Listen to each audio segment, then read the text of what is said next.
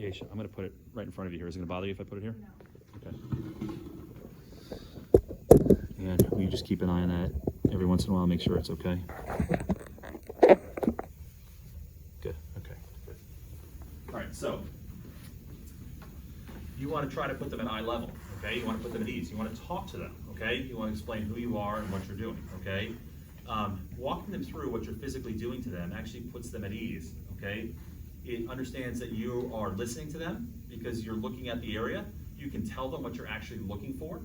You can say, please tell me if this is uncomfortable. Some of the things I'm doing may be a little uncomfortable, please tell me, okay? But it's an important part of understanding what's going on, okay? And then you can inspect, all right? And when we inspect, what are some of the things we're looking for? Bruises. Bruising, good. Say this is an infection we're looking at. Gross deformity, sure, okay, hopefully that's a splinted limb, but in the hospital, it may not be. You might be assessing a trauma patient, and that's a deformed limb, okay? So you gotta assess it, you gotta describe what it is, and you got to address it, okay, good. What if someone's in the office, okay, and you're worried about an infection? What are some of the things you might see? Right, okay, good. Erythema, right, rubor, dollar, collar, lazy function, right, okay?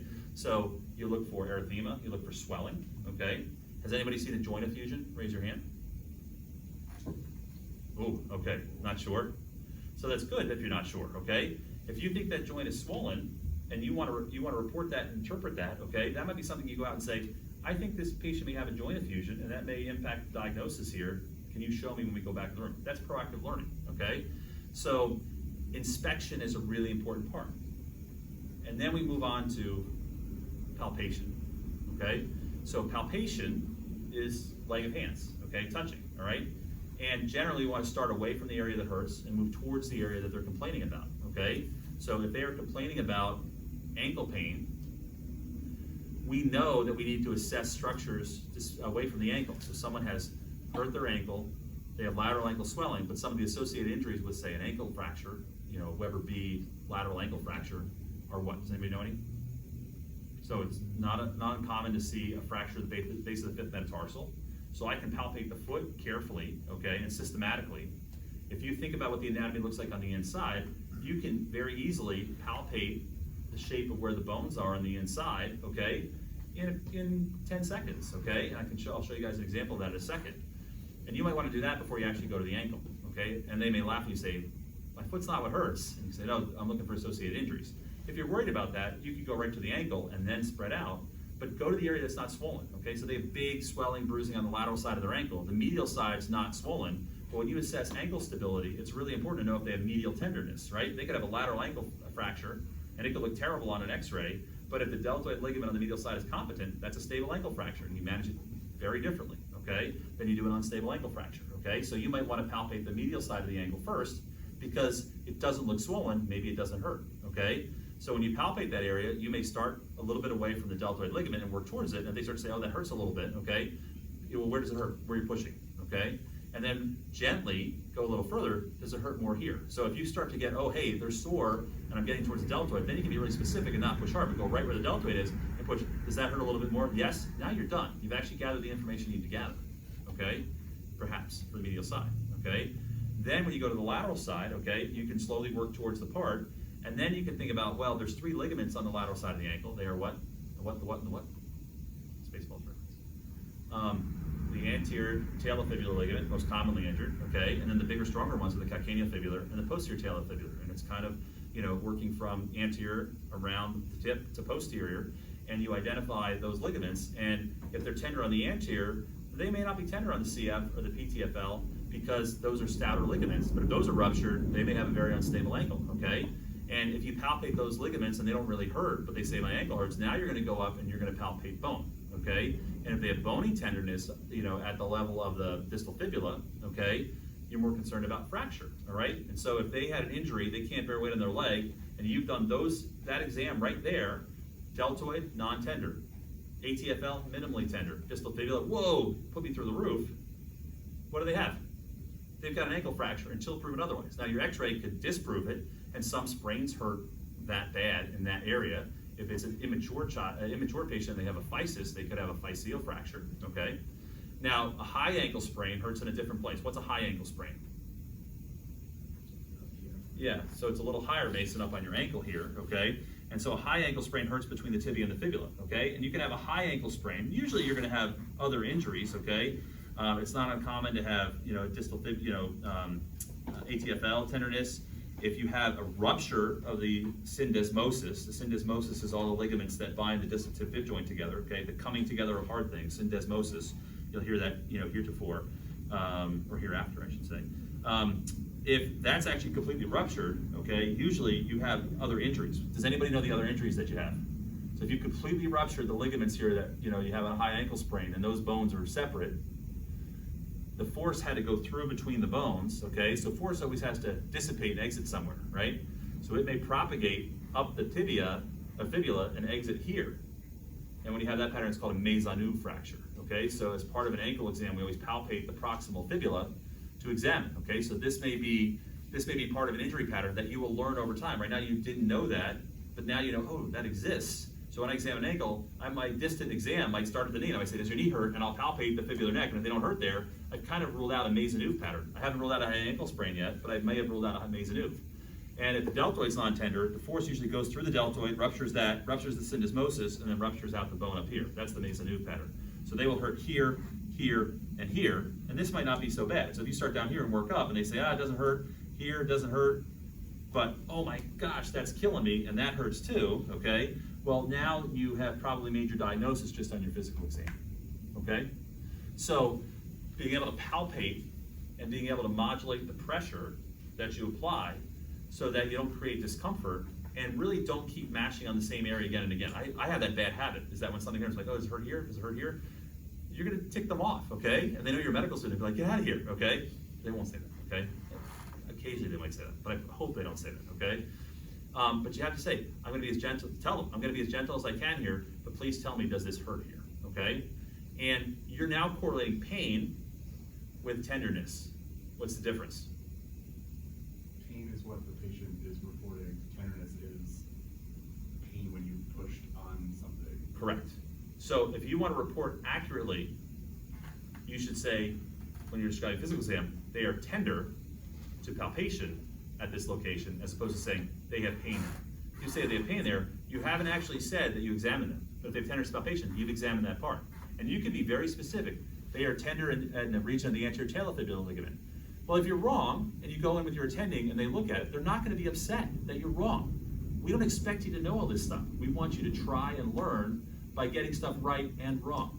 Because they'll come in and say, well, you know what, the anterior talofibular is not quite there, okay? It's more here, okay? So they're tender here, and I'm a little bit more worried about the perineal tendon, because this is more distal, and they have a perineal tendon strain, which is another presentation for lateral ankle pain. Someone who strains the perineals. It's usually behind the malleolus, and you may think, well, they have PTFL tenderness, but no ATFL tenderness, but their ankle really hurts and they can't bear weight. Well, that's actually a perineal tendon strain, because it's rare to injure the PTFL without the ATFL. But you don't know that yet, okay? But you can report in a way that's accurate. So you could say, maybe you don't want to report, well, it hurts in the ATFL. You can say they're tender on the posterior aspect of their lateral malleolus if you're not sure what the structure is, okay? And that way, when you go in, you're learning actively, you can now have someone tell you, well, I think this is this because of that. But you're right, they do have tenderness there, okay? Does that make sense?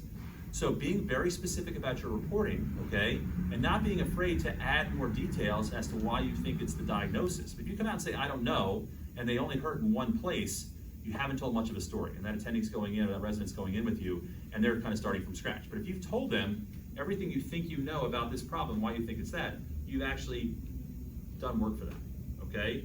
And whether you're right or wrong, you will learn from it, and you will learn more when you're wrong, okay?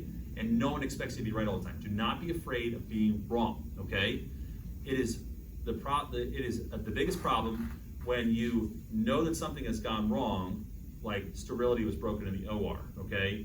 Or something happened on rounds that was missed. Someone misreported something and it wasn't quite right. And if you feel like I can't speak up now, go to the chief and say, listen, I'm concerned about this. This didn't look right on rounds, okay? That's okay. You're being part of the team, all right? We're all part of the team here. So when we're thinking about, back to palpation, we're thinking about palpation, you want to think locally, you want to think globally, okay?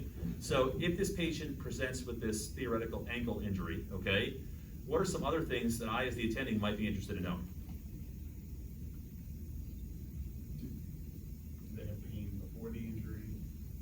Bingo, okay? So, how chronic is this? Okay, they may hurt in these areas, but this has been going on for 3 months. That's different than this has been going on since yesterday when they fell off a trampoline, okay? Different pattern. If it's 3 months ago, I'm not thinking sprain anymore. I might be thinking about, instability, okay?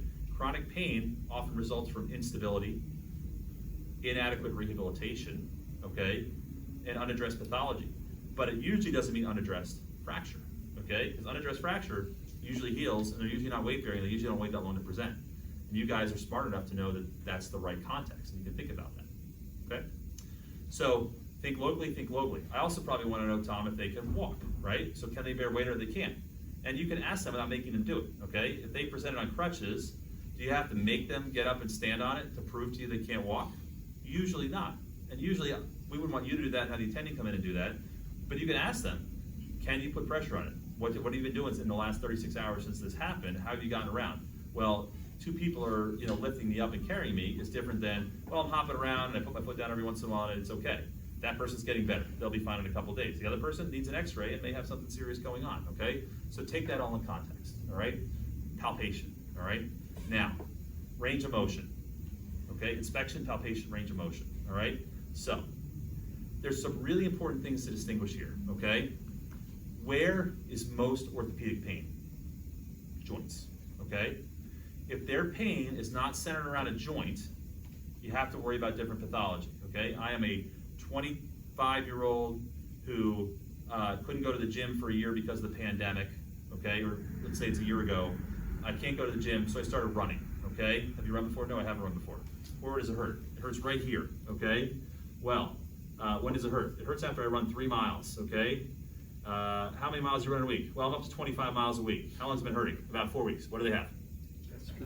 Or, right, okay? So you have 2 diagnoses. How are you going to distinguish them? Point tenderness versus diffuse tenderness, okay? So that's a physical exam way to do it. An x-ray, an MRI, okay? And we might have to go down that route, okay? But the history gets you where you need to be, okay? But pain over the diaphyseal part of a bone is unusual unless you've had a direct blow and you have a contusion, okay? So if that's not in the history and you palpate and they're sore in an area over the bone, okay? You have to wonder why, okay? Joints hurt often, okay? They just hurt, okay? All of mine hurt right now. And so you have to distinguish between periarticular areas and non-articular areas, okay?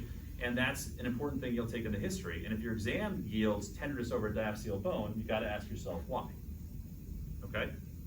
So this takes us back to range of motion, all right? Because so much happens around joints.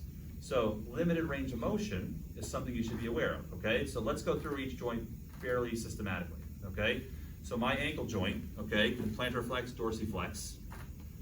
My foot can invert. Eversion and inversion are actually compound motions. Your hind foot is going to varus or valgus, and your midfoot is going to supination or pronation. So inversion is supination of the midfoot on the hind foot and varus of the hind foot. And your posterior tib is the primary actor, okay?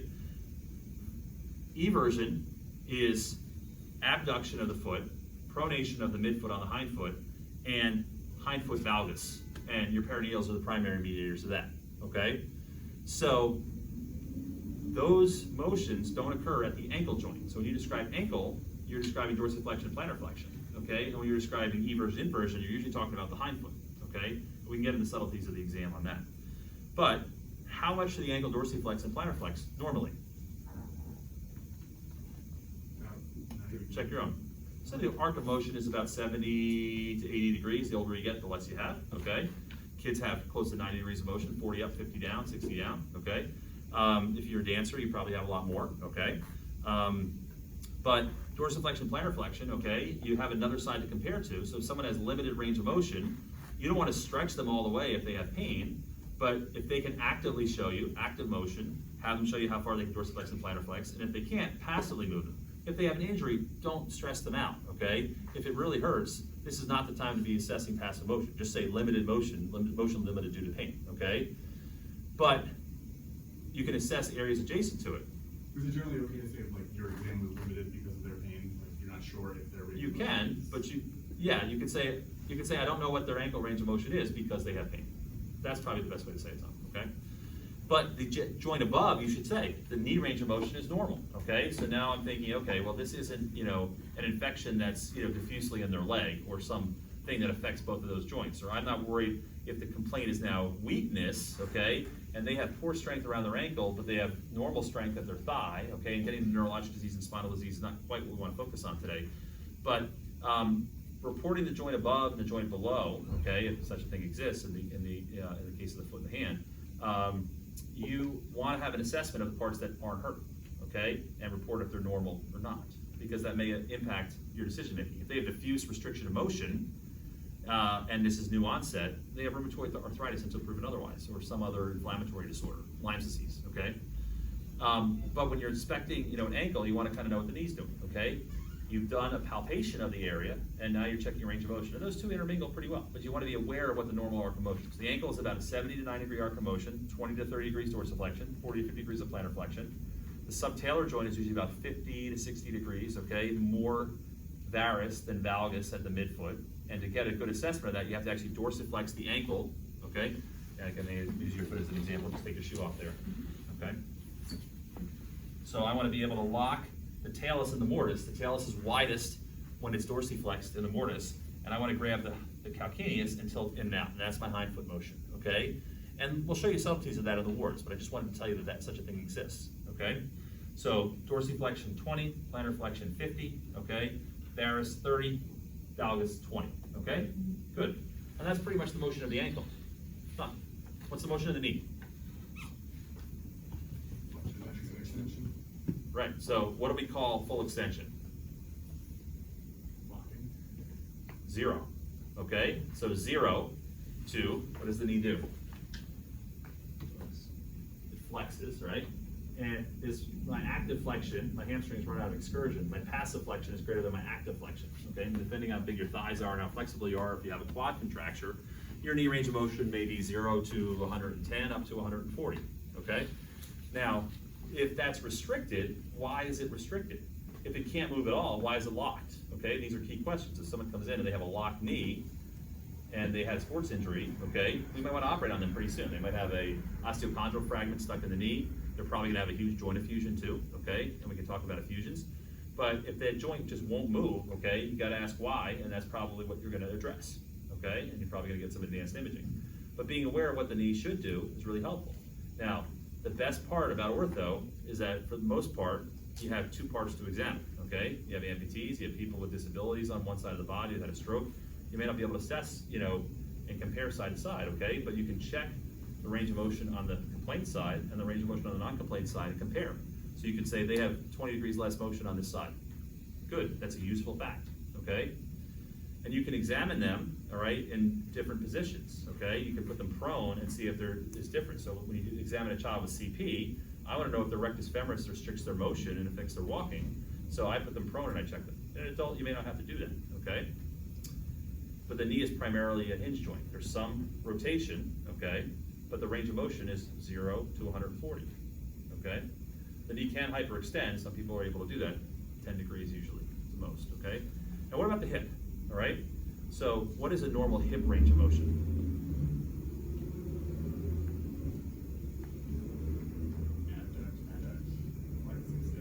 Yeah. It's like 360 degrees of motion to the ball joint. Ball and socket joint, okay? So think about what type of joint it is, and it tells you what it is, okay? What's the other big ball and socket joint? Shoulder, okay, good. So, and there's analogies to all these, okay? The hip has more bony constraint, has less range of motion than the shoulder, okay? But I think Tom's exactly right. The hip can AB and adduct, okay? So this is abduction, okay? This is adduction, okay? This is flexion, okay? And this is extension, okay? How much should I be able to flex my hip? 30, 40 degrees?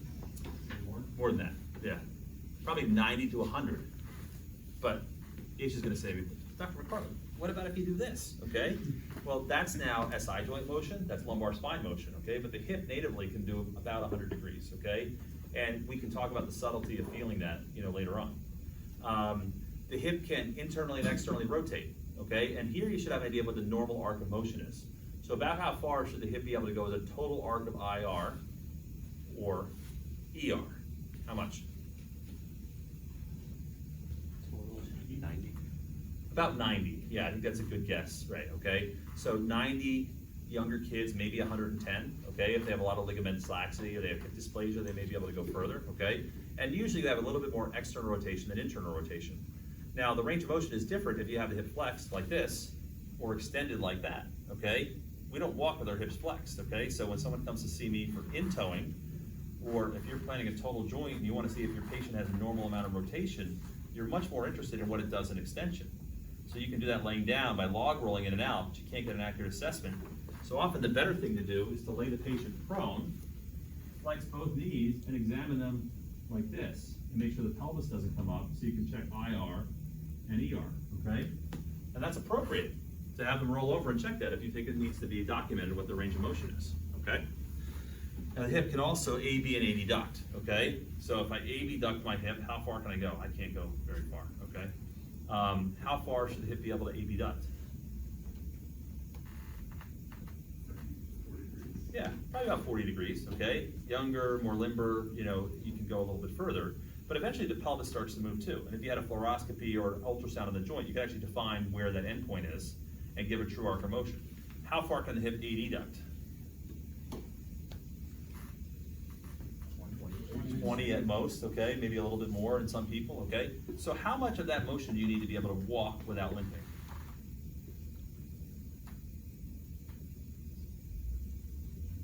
20% of it, 30% of it? Yeah, so each one's a little different, Paul, okay? So you probably need about 20 degrees of hip abduction to walk without a limp, okay? Otherwise, you're gonna shift your weight over that side. It's gonna look like a Trendelenburg, but they may not actually have weakness, okay? In order to kind of clear, okay? When they swing their hip, if they lack abduction, they may actually lean to the other side to actually elevate the pelvis on that side to be able to swing the hip around, okay? So limited motion can look like a Trendelenburg in a couple different directions, depending, okay? So you probably need a little bit of adduction, but if your hip is stuck in abduction and you can't adduct, and some people have deformities like that, it's really hard to walk because now you're over here, okay? Because you can't get that leg underneath you, and you can't be stable in single leg stance, which is a critical part of gait, okay? So your hip arc of motion is important to understand. Now, external rotation, internal rotation, to walk you probably need about 20 degrees, okay? To sit comfortably you probably need about 20 degrees, okay? Especially in the tight confines like a car. If you have no hip IR and you have hip impingement, okay? You may be really uncomfortable in a seated position, especially the more you flex your hip or lean over your hips. And you might find people that if you ask them, I sit back like this in my car dock, I recline the seat all the way. Well, why do you do that? Well, because it hurts if I sit like this, and if you check their IR and they have no IR, they may have impingement, okay? So understanding a normal arc of motion is really important. Now, when we get up to the shoulder, okay, the shoulder is a ball and socket joint also, but it has more freedom because it is a less constrained joint, okay? The glenoid is much shallower than the acetabulum is, right? The radius of curvature of the humeral head, okay, relative to the glenoid is kind of like a golf ball on a tee. That's the reference everybody uses, okay? And we rely heavily on soft tissue structures to hold us in, okay? And so when we think about the shoulder, okay, we have to have definitions of what the range of, what the motions are, okay? So what's this motion called? That's flexion, okay? So the opposite of that is extension, okay? When I do lat pull downs, I am extending my shoulder, okay? My latissimus is an extensor of the shoulder. Make sense? Saying you have low battery. I have low battery? Dang it. Okay. Of course I do. Let me plug it into my something or other. All right. We probably should record in segments anyway, so we'll stop and then restart it so it's easier to edit. How are you doing on time, guys? It's almost noon. Almost noon? All right, so we'll go for another 20 minutes. Does that sound good?